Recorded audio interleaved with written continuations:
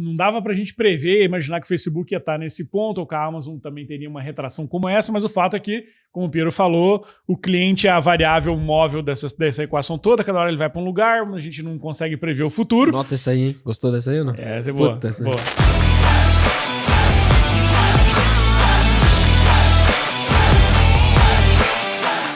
Bom dia, boa tarde, boa noite, amigos do podcast Organizações Infinitas. Estamos aqui mais uma vez para falar sobre crise nas Big Techs com Piero Franceschi. E aí, tudo em ordem? E o Cristiano Cruel. Valeu! Lembrando sempre que o nosso podcast está disponível todas as quartas-feiras, às 17 horas, nas principais plataformas, mas principalmente na plataforma da Start. Se você ainda não baixou o nosso app, é hora de baixar, tá perdendo o melhor conteúdo sobre inovação e empreendedorismo da internet brasileira. Esse podcast nasceu do nosso livro Organizações Infinitas e a gente vai falar hoje um pouco sobre o que está acontecendo com as Big Techs, Facebook, Amazon, Twitter, todo mundo passando por momentos de dificuldade. Como o Piero disse, se eles estão mal, quem é que tá bem, né, Piero? O mundo tá chacoalhando. E se tá chacoalhando para eles, imagina pro resto, né?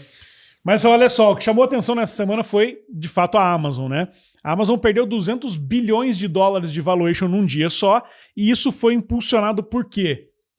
Trimestralmente a Amazon divulga seus resultados, nos últimos trimestres ela veio divulgando crescimento de receita, mas abaixo do que o mercado previa, mas um dado que fez que de fato ela caísse é que o lucro foi ficando cada vez menor. No último trimestre, há 2 trimestres atrás era 6% de margem, depois 4% de margem, agora 2% de margem, né? O lucro da Amazon vem caindo, isso vem puxando o preço da empresa para baixo, fez com que ela saísse do clube do trilhão, o clube das empresas que vale $1 trilhão, que hoje só tem Apple, Microsoft e Google. A Amazon caiu, o Facebook já tinha caído, mas o fato é que a Amazon vende mais, mas a margem é menor.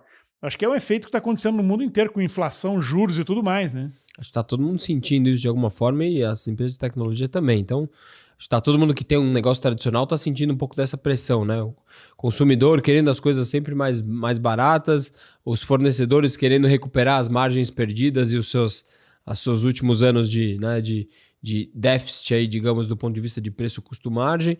E essa pressão tá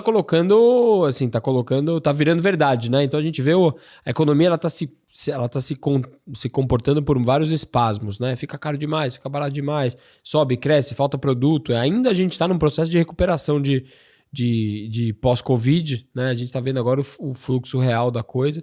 Mas você pega, engraçado assim, você pegar primeiro assim, uma empresa que vale $1 trilhão, é um negócio tão absurdo que absurdo. 200 para baixo para cima começa a ficar um número já, é tão irreal, né? Assim, tão longe da realidade que começa a virar só um número de manchete. Mas acho que o ponto assim, que vale a gente sempre pensar, né? A Amazon escolheu lá atrás operar num modelo de margem muito baixa. O varejo sempre foi isso. Mas a Amazon, ela emprega o dinheiro, o capital dela na capacidade dela continuar crescendo. Então ela coloca mais dinheiro, investe muito. E ela sempre foi muito agressiva, né, nesse ponto. O frete grátis ou a assinatura do Prime inclui na outra coisa.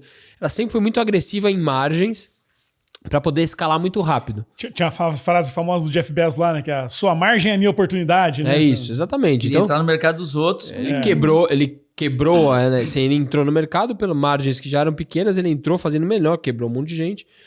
E ele foi muito bom. O que é surpreendente é o fato de que esse modelo sempre se paga quando você tem margem baixa, mas continua crescendo, né? E agora parece que a história está invertendo, né? Você pode estar até crescendo, mas se sua margem está tendendo a zero, quem que vai pagar essa conta, né? E a tolerância sobre isso tem diminuído. A gente tem visto muito, né? As empresas buscando eficiência operacional, buscando dar dinheiro, dar lucro, porque está todo mundo entendendo que essa capacidade de se manter relevante, né? Mas olha, vou arriscar um pensamento aqui meio livre, inocente quase. Olha só, primeiro, o mundo hoje não está dando sinais de macro forças para otimismo. Não. É guerra, polarização, concorda? Hiperinflação. E daí quando dá o pessimismo aquele e todo mundo começa a jogar um pouco mais na retranca, a coisa vem. Tá, então a coisa perde um pouco do elan, da energia e tudo mais. Nós ainda estamos vivendo talvez aquela conversa de as empresas Covid up e as Covid down. Uhum. A Covid empurrou uns negócios para cima e derrubou outro tipo de negócio. O crescimento bem e-commerce, tipicamente empresas que nem a Amazon no e-commerce, foi brutal. Talvez está dando o efeito do elástico aquele. Ele passou do ponto e ele... Do pêndulo, né? Tá voltando, exatamente. Ele tá voltando, a gente não sabe ainda talvez onde é que ele vai parar. Ainda a gente lembra que resultado mesmo na Amazon, eu acho que você compartilhou uma coisa entre nós esses dias, que ainda vem muito lucro do AWS. Mais metade ou mais de metade, né? Ou seja, o ambiente AWS, serviços de cloud, de computação e tudo mais, né, continuam sendo ainda o grande filão de resultado da Amazon, né? E sempre foram empresas muito vorazes em gastar, né? Gastando em operações para dar escala e gastando muito também nas experimentações de projetos. Como essas empresas que nós estamos falando hoje, elas são empresas relativamente jovens, né? E elas entraram criando rupturas em mercado. Desconfio eu que eles têm um trauma de sofrerem rupturas. Que como eles causaram, eles têm o medo de... Então são empresas que sempre foram muito vorazes no investimento de novos ciclos tecnológicos. Foi o Jeff Bezos que disse, eu errei bilhões de dólares. É uma frase que ele criou para dizer que isso não era brincadeira, que era verdade. Sempre aquele pensamento do longo prazo, né? Invista em mim, invista no longo prazo. Mas agora mais de 20 anos se passaram. As situações mudam, os novos entrantes surgem também, alternativas sempre se formam. Quanto maior, mais difícil é manejar o barquinho, né? Assim, O barco ficou grande, né? O barco ficou grande, não dá mais para cavalo de pau, né? Então, sei lá, eu acho que é uma mistura dessas coisas todas que causa esse efeito aqui. Acabou de anunciar que a Amazon anunciou esses dias que parou de contratar. Essas companhias sempre foram muito contratadas, sempre contrataram, né? Então, assim, parou de contratar. Então, já são sinais aí de... E olha que interessante. A Amazon vai ter uma receita esse ano maior que ela teve no ano passado. A receita vai crescer. Ela vai passar de 500 bilhões de dólares de receita. Só que a margem está menor. Tá? Ela deve fazer uma margem, mais ou menos, esse ano de um resultado de 30, 33 bilhões de dólares, é o que o mercado está prevendo. Só que ela gasta, olha só, dos 33 bilhões de dólares que o mercado prevê que ela vai fazer de lucro esse ano, 8 bilhões de dólares ela teve de despesa com demissão de novos funcionários. Olha só, dos 33 que sobra, 8 é demissão. Por que isso aconteceu? 90 dos funcionários que a Amazon contratou no último ano, 33% deles só ficaram na empresa por 90 dias. Isso gerou esse turnover nos depósitos da Amazon, nos armazéns. A rotatividade é de 150% dos funcionários em um ano. Troca 1,5 vezes cada funcionário por ano. E essa despesa de 8 bilhões de dólares está pressionando também a margem. Então olha como que um efeito daquele movimento de muita gente pedir demissão, contratar muita gente demais na pandemia porque acelerou, lembra aquelas coisas? A Amazon contratava 200, 300 mil pessoas durante a pandemia, aumentou demais o custo da empresa e contratou de certo muito acelerado, contratou errado, não sei o que, e gera essa despesa enorme de 8 bilhões de dólares num único ano com reposição de pessoas que ficam só 90 dias na empresa. É maluco pensar numa velocidade de troca de gente como essa, né, cara? E o mercado tá mexendo muito e tá todo mundo tentando achar o melhor jeito de equilibrar, né? De novo, quando você tem oferta e demanda variando, tudo que tá no meio acaba sendo esmagado. Agora, o ponto interessante pra gente ver é assim, quando a gente, sem entrar na questão técnica, mas assim, o valor de uma empresa no mercado é um pouco de quanto quem colocou o dinheiro acredita que ela vale no tempo, né? Não quando ela faz aqui. Então, quando você vê o valor de uma empresa que cai 200, 300, 400 bilhões de dólares, o valor que for, quer dizer, é um sinal de que quem está colocando o dinheiro lá está acreditando que aquilo vale menos ao longo do tempo, né? Que é exatamente o que a gente discute aqui de perpetuidade, né? Qual que é o valor de uma empresa no tempo? A capacidade dela de se manter relevante e de ela poder financiar seus próprios ciclos de relevância, né? Que é a mecânica da Amazon. A Amazon, por que valia tanto? É um negócio que não dava dinheiro, mas o dinheiro era reinventado e era recolocado no negócio, ele se manteve relevante ao longo do tempo. Então, quem colocava o dinheiro na Amazon acreditava que aquela empresa tinha um ciclo tão legítimo de reinventar e crescer, fala, pô, esse negócio vale ao longo do tempo e ela vai manter sua relevância. Quando você começa a ver que a margem começa a diminuir, você fala, essa é a grande fonte de reinvenção para a Amazon, o negócio em si não é muito atrativo, as margens são muito baixas. Quando você compara com os outros players de tecnologia, o dinheiro que sobra, o dividendo é muito baixo. E a hora que você tem essa margem ainda mais baixa, você fala assim, poxa, o dinheiro que eu tenho de capacidade de reinvenção está diminuindo. Significa que o negócio per se não é tão atrativo e a capacidade de fazer novos ciclos de reinvenção também está se enxugando, porque a margem é mais baixa. Então, eu acho que a gente tem que sempre pensar de novo, né? Quando a gente olha o nosso negócio, e ninguém aqui é dono da Amazon, mas eu olho o meu negócio e falo assim, legal, é um negócio bom agora no curto prazo, né? Ele dá dinheiro, tem um P&L legal, né? Receita, custo, margem, legal. Segundo desta margem que eu gero, né? Eu estou usando ele para financiar movimentos, né, de reconstrução ao longo do tempo, eu tô pegando esse bolo, né, e guardando o bolo. Que é um pouco da mecânica da Amazon. Ela sempre teve valor porque ela pegou parte do seu lucro, que não era grande, percentualmente, mas grande em montante, e reinventou a empresa várias vezes, né? E a hora que você vê que isso está diminuindo, a capacidade de reinvenção diminui, né? Sabe, Pedro, eu tenho uma grande dúvida agora nós puxando esse assunto. Quando o mercado, vamos dizer, retrai, vamos imaginar que é essa que está acontecendo também, a Amazon. Eu sempre tive, e a temática muito das organizações infinitas girou nessa, sempre a temática da inovação ela é cada vez mais presente. Seja lá o que cada um ainda pode entender com isso, as várias interpretações. Mas quando o mercado diminui, eu sempre tive uma dúvida.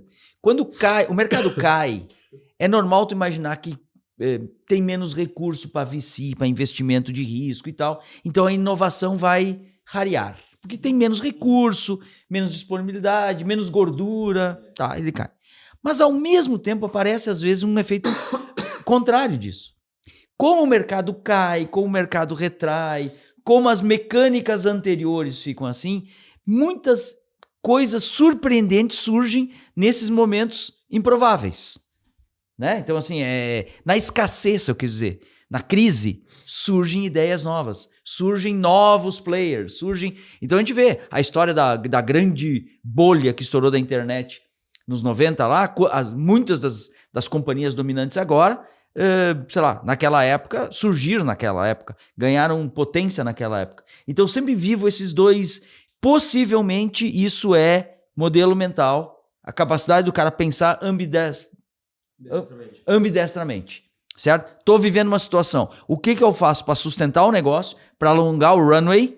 E o que eu faço nesse momento que está todo mundo voltando? Como é que eu faço novos experimentos? Porque como está todo mundo recuando, talvez é o momento de eu fazer os experimentos, porque eu vou fazer sozinho. Eu vou ter mais chance de pegar novos mercados. É legal você falar isso que eu li hoje um post no Twitter lá de um jornalista americano que cobre tecnologia. Ele fez exatamente essa análise. Ele falou, as empresas que nasceram depois das grandes crises. Então, se você pegar as últimas grandes crises, você pode chamar o Covid de uma grande crise, 2008 lá, grande crise, e voltando para trás desde lá, de 1929, a Bolsa Americana, não sei o quê, nasceram no ano subsequente ou no ano em que a crise estourou. Airbnb, Burger King, Disney, GM, Uber, Slack, Square, WhatsApp, são todas empresas que nasceram ou no ano de uma grande crise ou no ano subsequente. Mostra que... Tudo mais recua, né? Olha só. Mais recua, né? Quando existe um grande problema, abre-se também uma grande oportunidade. Né? Quando uma grande empresa não consegue se reinventar, deixa um espaço para alguém. Agora, falando só voltando no gancho da Amazon ali, a Amazon hoje vale menos do que ela valia em 2019. Menos do que ela valia em 2019. Naquela época ela valia 920 bilhões de dólares, hoje ela vale 917 bilhões de dólares. O Facebook, que é outro que está nesse mesmo processo, o Facebook vale hoje 236 bilhões de dólares. Só? Facebook Só. Meta. Valia 1,1 tri no começo, há um ano atrás. 1,1 para 236. Perdeu 800, 900 conto. Mas esse 236 é menos do que ele valia em 2015. Em 2014 valia 216, hoje 236. Ele foi fundado em 2004. Então olha só, nos primeiros 10 anos ele acumulou 216 bi de valuation. Depois chegou em 1,1 trilhão. E em um ano perdeu tudo e voltou a 2014. Olha como que essa visão do mercado, pegando o que vocês falaram, comentários sobre a visão do futuro, né? Futuro, né? Em 2014 o cara olhava para o futuro e dizia, pô, esse Facebook, isso aqui vai ser uma coisa incrível. Precificava o negócio lá em cima. Hoje olha para frente e diz, pô, eu não sei se esse Facebook tem muito futuro. E ele voltou ao preço que ele tinha, valorização de mercado, quanto a empresa valia, a 2014. Olha que Que loucura essa... Mas essa precificação de futuro, né, que é super interessante, porque em 2015, volta a câmera para o observador, 2015, Facebook lá já tinha seus 2 bilhões de pessoas engajadas, tinha comprado o Instagram, o WhatsApp, tudo quente, maravilhoso, não tinha TikTok no radar, não tinha metaverso, ninguém falava Nada de porra nenhuma. Né? Mas assim, cara, quem vai dominar a porra desse mundo? Tem 1/3 da população dentro do negócio, o cara conhece todo mundo, fala assim, o mundo é do Facebook, vale um bi. Vale um tri, ou vale mais. É a maior empresa do mundo. Tem todo mundo, dado ao petróleo, maravilhoso, acaba o mundo, né? Algoritmos, tal, publicidade, alta margem, maravilhoso. No final, quando você corta a câmera, passa 7, 8 anos depois, você olha pra frente e fala assim, cara, peraí, tem uma base de um monte de gente no Facebook que não entra mais, não engaja. Tem o Instagram que já tá passando TikTok. O cara tá botando todo o dinheiro no metaverso que ninguém sabe o que é. Você olha pra frente e fala, é normal que valha 5 vezes menos? Ou sei lá quantas vezes, fiz uma conta aproximadamente 6 vezes menos. Aí você fala, porra, porque pra frente o cenário é muito mais nebuloso, né? E a gente fala, né, assim, o Cru falou, né? Pô, vale só 236 bilhões é muito dinheiro, mas é só muito comparado ao 0,1 trilhão, né? E o que ele perdeu, esse intervalo do que ele perdeu de 800 bilhões dá pra comprar. Netflix, Airbnb, Uber, Twitter, PayPal, SpaceX, Nike, Starbucks, Nubank, XP, Spotify, Snap e Pinterest. Ainda sobra 1 bilhãozinho.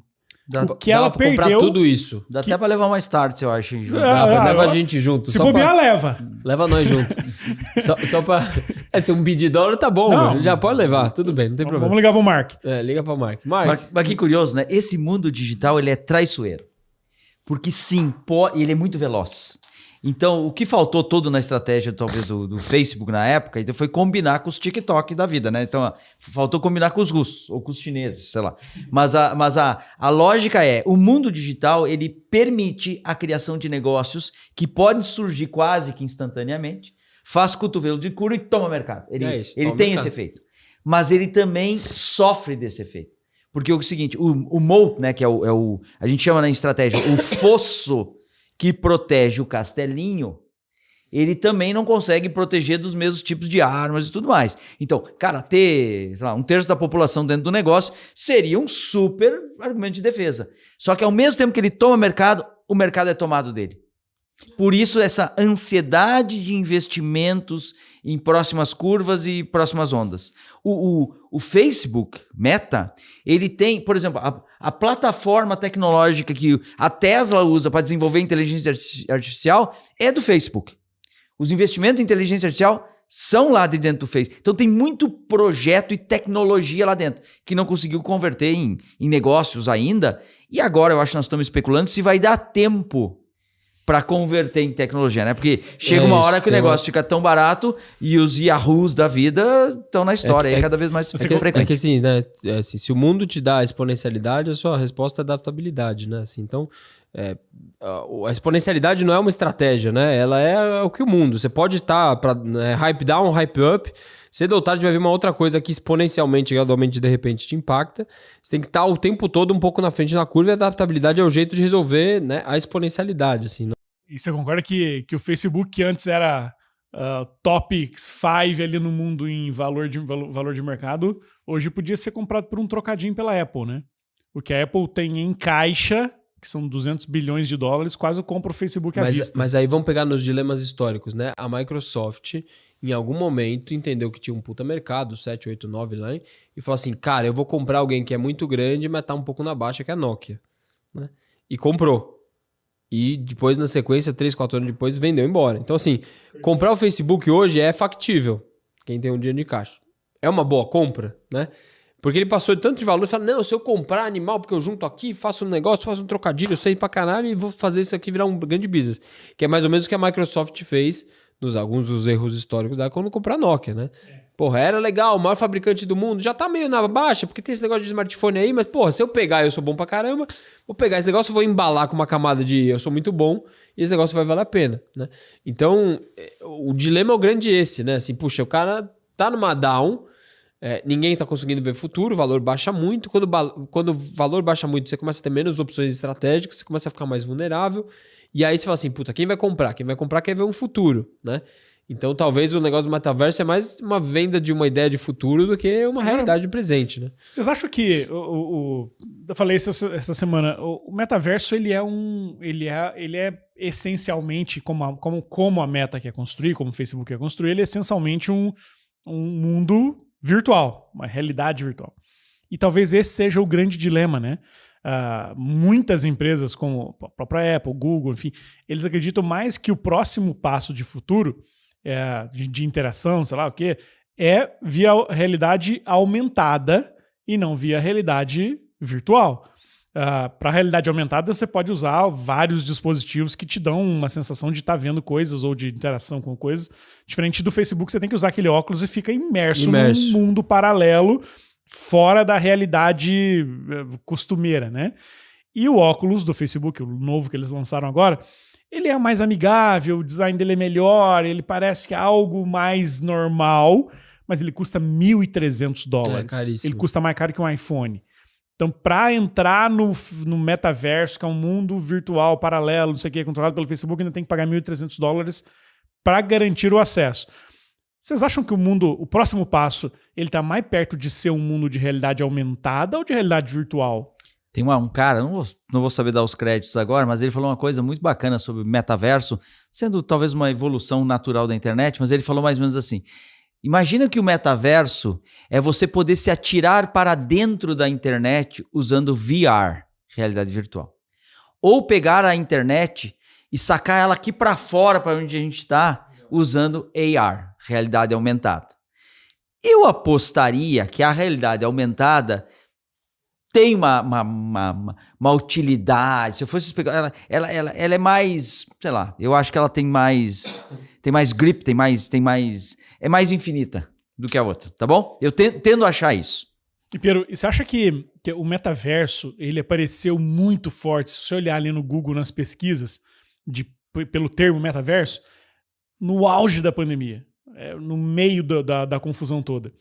Você acha que aquele momento em que a gente estava recluso em casa, onde o metaverso parecia ser assim, não, eu tô preso em casa, mas boto meu óculos aqui, eu vou para a Austrália. Você acha que esse momento pode ter impulsionado as pessoas, ou impulsionado o mercado, ou levado alguém a acreditar que este mundo paralelo podia ser verdadeiro naquele momento, naquele contexto? Cara, vamos pensar, né? Assim, a gente não sabe o futuro e acho que isso pouco importa, mas toda vez que a gente tem uma coisa muito grande que se apresenta à nossa frente, que é, sei lá, por exemplo, todo mundo comprando digitalmente, não sei o que lá. Toda vez que a gente joga muita luz nisso, ele projeta uma sombra muito grande, né?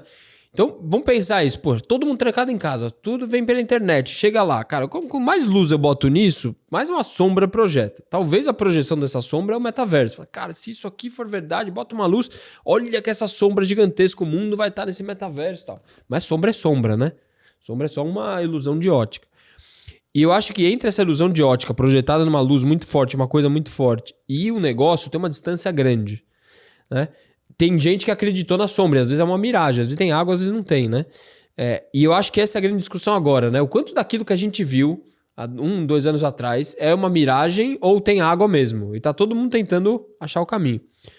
Eu acho que eu acho que as duas coisas vão coexistir, mas eu acho que a gente tá meio na discussão analógico-digital, que é meio Kodak, assim, que ou eu tô lá ou eu tô aqui, né? A minha hipótese, eu já falei pra vocês, a minha hipótese é que a Netflix, por exemplo, pode estar lá. A Netflix é um lugar onde eu vou com o meu avatar e assisto um filme lá. Eu assisto do óculos, assisto na TV, não sei, mas, pô, eu vou na Netflix, é o cinema do metaverso.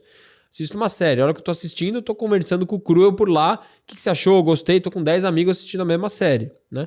Eu estou na Netflix, num lugar lá virtual, que eu já vejo uma tela, tô acostumado, mas tô conversando com o Cruel. Saio de lá, vou pro McDonald's, peço um hambúrguer, ele chega em casa com um motoboy, um hambúrguer que eu pedi no metaverso, mas é um hambúrguer de verdade, pedido no metaverso. Então eu acho que o metaverso é mais um lugar meio do que um lugar fim. Eu acho que as pessoas vão usar ele como um lugar meio, como se fosse um app, uma plataforma, um lugar que as pessoas tomam decisão, vão no shopping, no supermercado, anda lá do supermercado, quero, compra, chega lá, me entrega em casa. Eu não vou comer molho de tomate virtual, mas eu posso decidir escolher o molho de tomate pelo ambiente imersivo e tal. Então, a minha interpretação do metaverso hoje é que ele é mais meio do que fim. A gente está entendendo ele como fim. Vai estar tudo lá. A gente vai estar lá vivendo lá, se encontrando lá, comprando skin, comprando avatar, não sei o que lá. Aquilo não existe mesmo. Mas ele existe como meio. né? Então, mesmo jeito que a gente entra no app aqui, curte um like de cachorro, talvez lá eu vou ver o cachorro do Crua no avatar e vou dar um like no cachorro dele, mas vai estar lá, né? E não num pedaço de chip aqui que põe foto, enfim. A sua pergunta, eu acho que a pandemia, sim, ela jogou mais gasolina nessa conversa, porque o Zoom, ninguém sabia que existia. Muito pouco. E ele, então, assim, eu acho que essa especulação de ambientes mais virtuais, trabalhar virtual, sei lá, telemedicina e tal, ela empurrou um pouco isso. E talvez, Júnior, naquele momento, o Facebook, que virou Meta, ele já vivia alguns dilemas.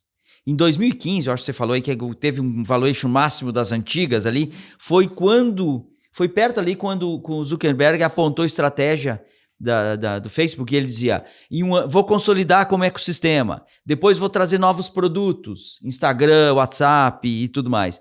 E o futuro, ele dizia, o futuro é baseado em 3 coisas, conectividade, VR e inteligência artificial. Talvez a pandemia deu um momento para ele fazer esse all-in. Já devia ter uma predisposição, um problema, uma dificuldade, precisava renovar os votos do visionário e coisas assim. E não vamos esquecer, quando o mundo do smartphone começou a crescer, o Facebook demorou demais para criar a app. Tanto é que quando ele criou a app foi muito ruim. Ele teve que recuar e lançar outra, mas ele perdeu ali uma coisa que não criou muito dano, mas ele perdeu ali. Então, talvez, vamos misturar as coisas, uma transformação brutal no comportamento das pessoas, uma crise que nem pandemia inexplicável. Talvez já sentindo a força de um novo entrante que vem da China, disputas. O governo Senado americano apertando as big techs porque eram muito poderosas e ele já tinha sofrido a crise das eleições nos Estados Unidos. Ele já tinha o trauma de ter perdido uma onda, atrasado e tem. Junta tudo e o cara faz um all-in, né? Ele joga pesado. Por enquanto está custando 800 bi. É isso? E olha só como é que essa história da pandemia faz sentido, né? No último trimestre de 21, ou seja, nessa mesma época do ano, lá no ano passado, o metaverso do Facebook, a lojinha dentro do Quest lá, dos óculos, né? Faturou 900 milhões de dólares. Quase $1 bilhão de faturamento dentro da lojinha, comprando coisinha lá dentro. Quando isso? Há um ano atrás, no quarto tri de 21. Caramba, me surpreendeu. Tudo isso.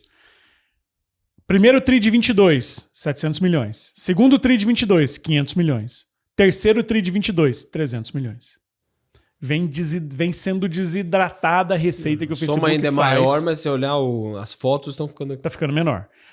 E, por outro lado, o prejuízo que o Facebook tem com o metaverso só aumenta. Foi de 3,3, agora depois caiu para 3, agora é 3,7 bilhões de dólares por trimestre de prejuízo. Pode chamar de prejuízo o que ele investe versus o que gera de receita, né? Vai dar uns 12 aí no ano, 12, 13 no ano. Então, isso impulsionou um movimento que a gente viu há poucos dias dos maiores investidores do Facebook publicarem uma carta pública dizendo para o Mark, para de investir nesse negócio. Não está funcionando, a empresa está só se desidratando, o que a gente ganhou nos últimos anos está indo para o buraco. Nos primeiros 10 anos a empresa valeu 12 bi, os próximos 10 ela continua valendo os mesmos 200 bi. Então, é um momento difícil, né? É um compromisso com o investidor e aí, de novo, né? É sempre o dilema, né? Você faz estratégia para a empresa ou para o acionista, né? Sempre o dilema de um momento como esse. Um momento como esse é o mesmo momento das empresas muito grandes que chegam na liderança e uma hora tem que tomar uma decisão muito dura que o padrão que elas construíram toda a sua fama e fortuna vai ter que ser um outro padrão, o mundo está mudando e é uma prova de novo, né? Até os grandes, mais gigantes, mais modernos estão sofrendo os impactos. O curioso é, voltando no ponto inicial, assim, a Amazon valer hoje igual a antes da pandemia é muito legal, né? Assim, curioso. Você fala assim, antes da pandemia, e-commerce, legal, bacana. Pô, pandemia, todo mundo vai comprar e-commerce. No final, passa 2, 3 anos depois, vale igual, né? Assim, é uma jornada onde você fala assim, tá, ok, tem uma razoabilidade ali de valor pós toda a hype, né? Mas você sabe, a gente fala lá de Facebook, Meta, parece tão distante, né? E aqui na Startse, a gente provoca esse pensamento. Todo mundo que nos assiste aqui, que é gestor, que é empresário, já ouviu uma ferramenta de gestão chamada espinha de peixe. que é Fishbone, né? Você lembra que tu tinha um evento, você ficava tentando ver as causas, o que pode ter causado aquele evento. Hoje, nós, além do Fishbone, nós temos que pensar no... Nós chamamos aqui de quebra-osso, que é o Shiftbone, faz ao contrário. Imagina que isso ocorra, que impactos isso tem. Vamos fazer uma especulação rápida, para ver se toca em qualquer um de nós aqui. Digamos que o Facebook, a Meta, como companhia, não se torna mais sustentável economicamente. Ok? Porque para manter, para operar, para investir, especule que o WhatsApp pare de funcionar. O Instagram pare de funcionar. Ok? Que impactos isso pode ter na nossa vida? Você imagina que todo mundo usa o WhatsApp quase que diariamente por motivos diferentes. Quanto de venda começou a ser feito no varejo utilizando o WhatsApp? Quantos influenciadores, quantas marcas, quanto de dinheiro é investido no Instagram para alcançar cliente e alcançar mercados? Se um evento maluco desses acontecer, ele causa um impacto na hora, assim, é instantâneo. Imagina, desligaram. Pode ser um efeito, pode ser um problema econômico, podia ser uma cybercrise também, né? Faz isso. Isso não é fazer testes de especulações e análises conspiratórias e nada. Mas é entender que nós estamos vulneráveis a efeitos que acontecem em qualquer lugar. Por isso que essa capacidade de se adaptar tá no core dos negócios para mim. Né? Assim, tu tem que ter um mecanismo que, cara, travou lá, em quanto tempo tu redireciona toda a captura e atenção para um TikTok, por exemplo, se fosse. Ou para uma outra que pode surgir. Para mim, isso está no core no desenho dos negócios hoje. Nós não conseguimos prever e não conseguimos dominar todos os efeitos, mas tu consegue definir quão versátil tu eventualmente pode ser, dado que aconteça uma coisa que tu não tem como lidar. Mas por isso que acho que a grande chave, né, isso vale para todo mundo, rede social, varejo, qualquer coisa assim. A chave é uma lógica muito industrial, né, de que a minha vantagem competitiva é o que eu faço, né? É industrial, assim, o que eu ofereço para o mercado, o produto, o serviço que eu vendo e tal. Nesse caminho, vencia quem tinha o melhor produto, o melhor serviço, né? Agora inverte um pouco a lógica, que assim, a grande vantagem competitiva é como eu toco o meu negócio, que é a capacidade de me adaptar o tempo todo, porque o cliente tá numa variável, o cliente é variável móvel, né? Ele tá o tempo todo escolhendo coisas diferentes, olhando várias outras coisas, comparando, vendo percepção de valor completamente diferente. Então a variável móvel é o cliente. Então na prática a vantagem competitiva é como eu toco o meu negócio do que o que é o meu negócio, né? O que ele é. Então eu acho que quem toca um negócio hoje precisa. Assim, o primeiro checklist mental assim, qual a minha capacidade de me adaptar rápido, né? E sentir o mercado e tomar coragem da adaptabilidade, que nem sempre é um caminho seguro. Testando coisas, enfim, achando caminhos para manter a relevância. Né? Dá pra gente imaginar, não dava pra gente prever, imaginar que o Facebook ia estar nesse ponto, ou que a Amazon também teria uma retração como essa, mas o fato é que, como o Piero falou, o cliente é a variável móvel dessa equação toda, cada hora ele vai pra um lugar, a gente não consegue prever o futuro. Nota essa aí, hein? Gostou dessa aí? Adorei. O cliente é uma variável móvel. Puta merda. Anota esse corte. E a gente não pode esquecer que isso já aconteceu no passado com uma empresa tão grande quanto o Facebook. Lá em 97, se a Microsoft e o Bill Gates não botam um dinheirinho no caixa da Apple, a empresa tinha falido nos 15 dias seguintes, né? Segundo a história nos conta. Então não dá pra dizer que isso vai acontecer, mas a gente já viu coisas acontecer com grandes empresas como o Facebook, como a Amazon, enfim. Mas é isso, turma. Muito bom o nosso papo de hoje, comentando sobre as Big Techs, sobre os cenários, os movimentos. Não se esqueça, você que está nos assistindo, se você perdeu a primeira edição do Workshop Organizações Infinitas, aqui no link aqui embaixo, tem como você se inscrever para a próxima edição. Nele, eu, Cristiano Cru e Piero, passamos um dia mostrando os frameworks, os processos, a maneira de aplicar as teorias das organizações infinitas no seu negócio para que você consiga se reinventar o tempo todo para acompanhar esses movimentos de mercado e continuar sendo relevante. Certo, amigos? É isso aí. Vamos nessa, então. Até a próxima. Tinha a última palavra aí, Cristiano Cru? Não, eu me lembrei agora para ajudar no livro, toda essa história nossa aqui, para que você tenha o livro, vai lá na página ver o EV2, nós temos que ter observatório de sinais, tem que ficar sacando essas coisas, e tem que ter EV3 e tem que ter o EV4. O EV4 é estratégias ambidestras. Tem que ter uma capacidade de jogar os dois jogos ao mesmo tempo, né? Tem jogo que é mais finito e tem o grande jogo que é o jogo infinito. Isso que o Cristiano tá falando, ó, tá aqui, ó. os códigos do infinito de mais de 2.500 empresas que a gente estudou e descobriu o que faz as empresas serem infinitas. Cristiano deu 2 dicas aqui, 2 códigos. Clica aqui, aproveita para participar do workshop e aprender sobre os outros 18. Valeu! Valeu! Valeu!